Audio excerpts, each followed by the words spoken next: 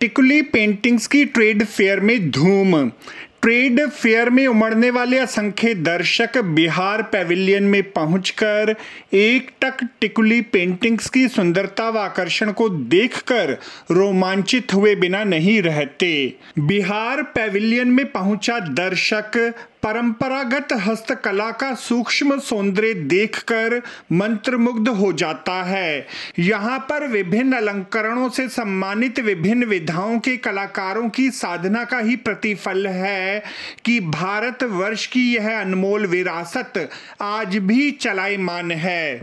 क्या खासियत है आपकी? मेरा जो काम है बिहार का टिकुली पेंटिंग है। तो पहले मौर्य पीरियड में टिकुली बनता था और लघु उद्योग के रूप में ये काफ़ी प्रचलित था। और जो टिकुली बनता था कांच के टुकड़े के ऊपर गोल्ड फॉइल चढ़ाकर तब उसको बनाया जाता था। पटना सिटी में ये काम होता था और जो उत्पादन होता था टिकुली का ही उत्पादन होता था और औरतें इसे श्रृंगार के रूप में इस्तेमाल किया करती थी।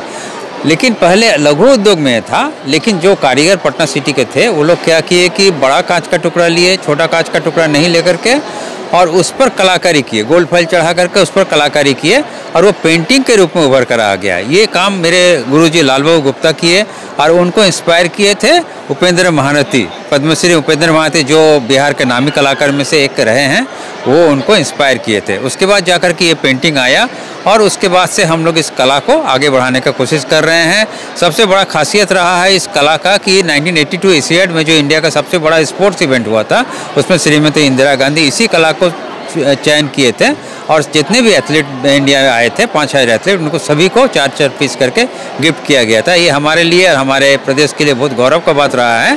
और उसके बाद से कला को लेकर के करीब 7 कंट्री हम गए हैं, इंडिया रिप्रेजेंट किए हैं और करीब 100 से ज़्यादा एग्जीबिशन हम इंडिया में कर चुके हैं।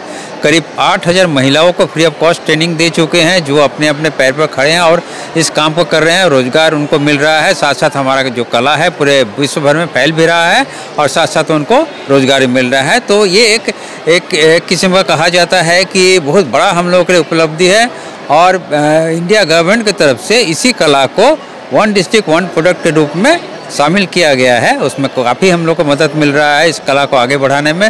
साथ में वुमेन एम्पावरमेंट में भी ये आया है और 1 डिस्ट्रिक्ट 1 प्रोडक्ट के अलावा ये मेक इन इंडिया में भी है।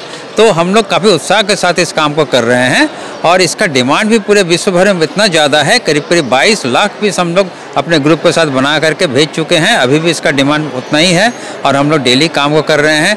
और मेरे द्वारा ट्रेनिंग दिया हुआ करीब जो 8000 महिला है उसमें से बहुत सारे लोग इस काम को कर रहे हैं और इस कला को आगे बढ़ा रहे हैं। तो ये मेरे लिए सौभाग्य का बात है कि इस साल मुझे पद्मश्री से सम्मानित किया गया।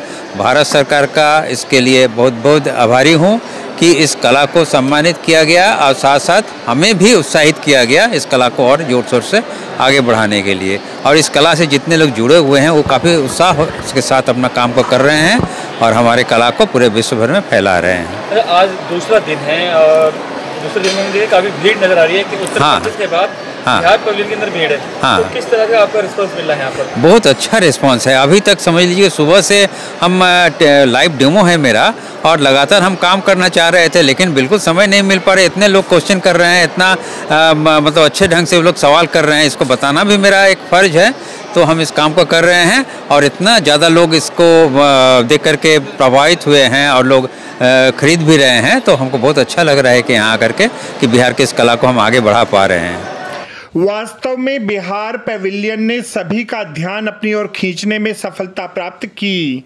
आपको हमारी ये रिपोर्ट कैसी लगी ज़रूर कमेंट करें। इस वीडियो को लाइक करें, हमारे चैनल दास्ताने इंद्रप्रस्थ को सब्सक्राइब करें ताकि हमारी सभी आगामी रिपोर्ट्स सबसे पहले आप तक पहुंच सकें। ब्यूरो रिपोर्ट दास्ताने इंद्रप्रस्थ।